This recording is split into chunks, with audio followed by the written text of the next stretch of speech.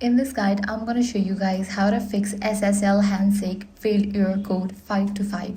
Let's get started. First thing you want to do is launch your browser, then click on three dots given at the top right. Head over to the option settings, then navigate to the option privacy and security. Then go ahead and click on the option site settings, then click on view permission.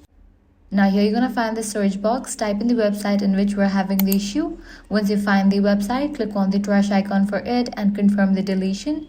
Next thing you want to do is head over to this option extensions. You'll need to remove or temporarily disable any suspicious extensions. Just toggle it off or completely remove it. Then restart the browser and check if the website loads correctly. If the error still appears, try opening the website in a different browser to see if the issue is browser specific. And that's it. This way you can easily fix SSL Handshake Failed error code 525.